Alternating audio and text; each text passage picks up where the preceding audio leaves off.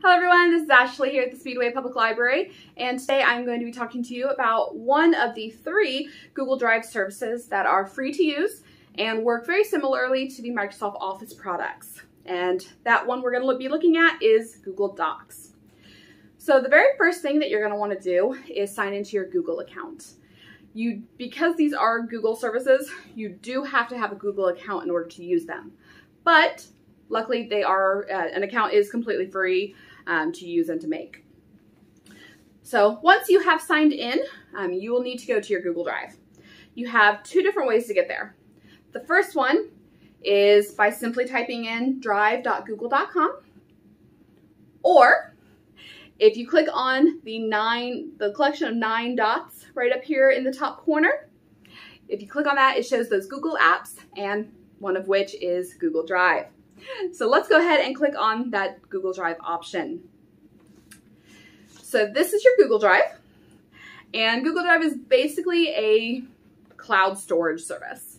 The great thing about it is that it means that regardless of where you are able to access those files from anywhere on any device or system from which you're able to log into your Google account.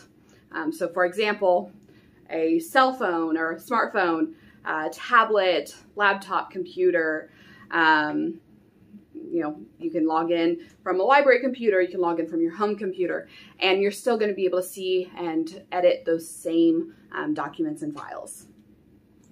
So the only downside is it does limit you on that free storage. It does give you 15 gigs, but as long as you're not filling that with a whole bunch of photos and videos, it should last you a good amount of time. So the Google Docs can be accessed from this Drive page. And then you can also, if you don't want to go directly to the Drive, you can also just type in the URL, which is docs.google.com. But from this page, you'll need to go to the top up here where it says New.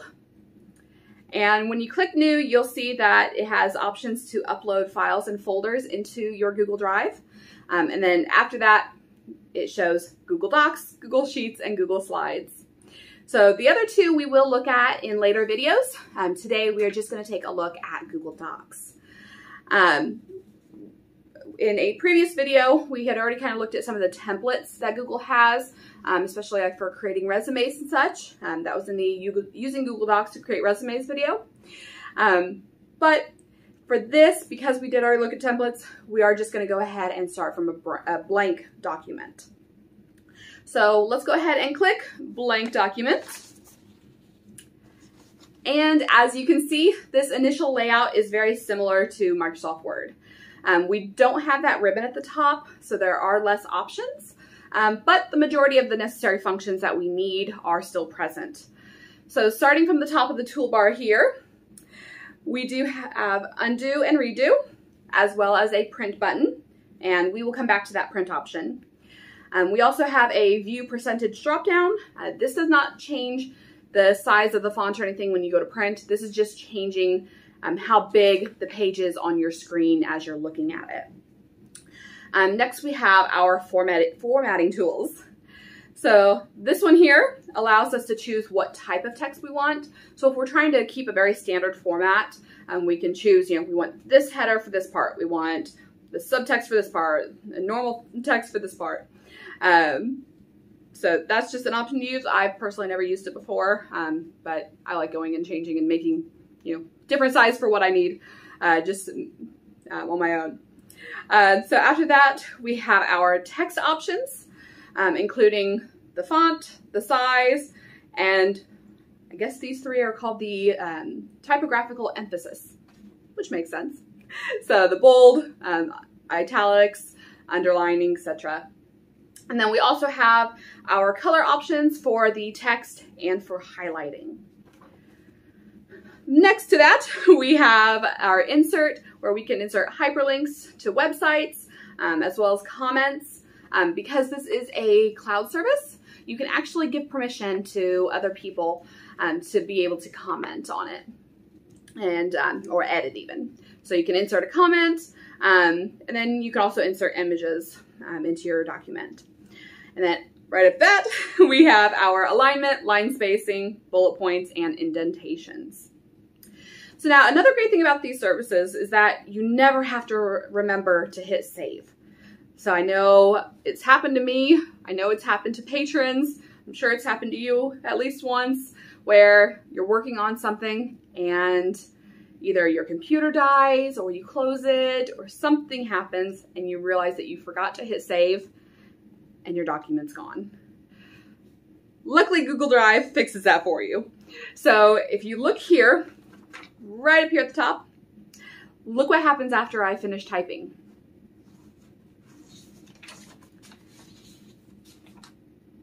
It automatically saves the document for you. So as soon as you finish typing, for Sheets, as soon as you click into the next cell, as soon as you're done with that, it automatically saves it for you. And this document is now in our drive, so I didn't even have to tell it where to save because it automatically saves into that drive anytime you finish typing. So, alrighty, let's go ahead and look at the very, very top where File is. We do have some other options. For example, in the Insert tab, we can choose to insert a table, a chart, or even a drawing. And then this is also where you'll find the header and footer, as well as inserting page numbers. Under Format, here's where you can choose columns, and then spell checker and the word count. Those are both going to be under Tools. So I know those are sometimes very important, especially if you're writing a paper. And printing, as I said, we would come back to this. So printing is a little bit different depending on which internet browser you are using.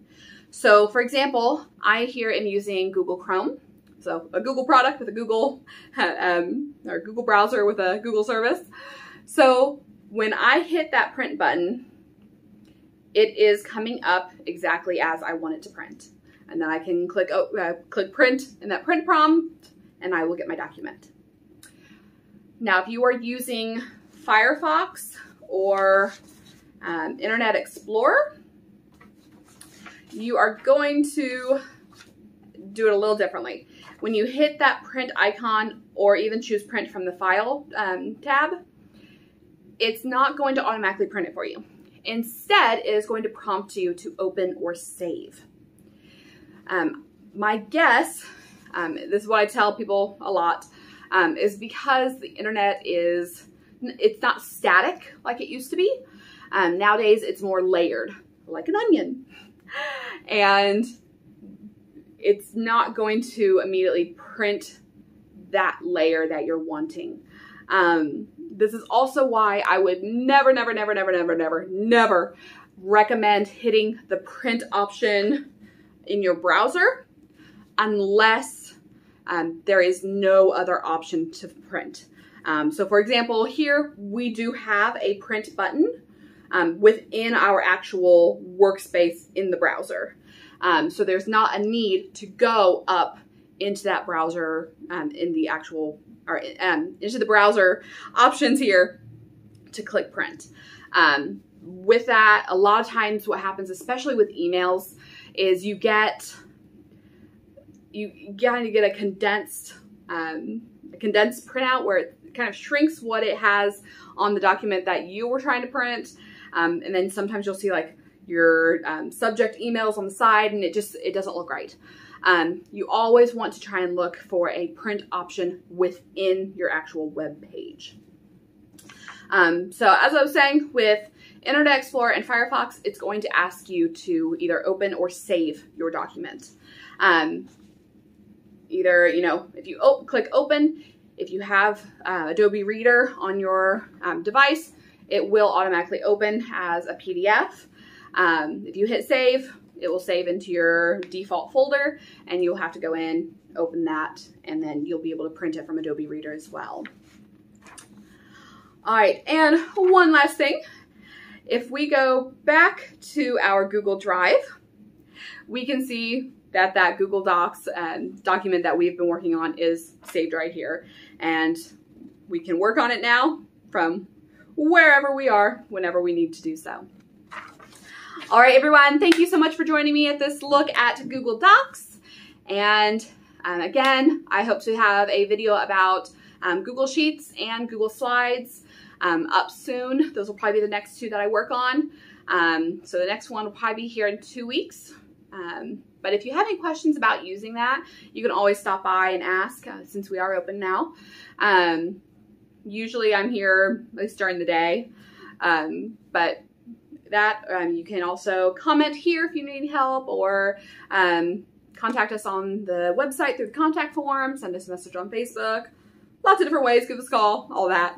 All right, everyone, thank you so much for joining me. Bye.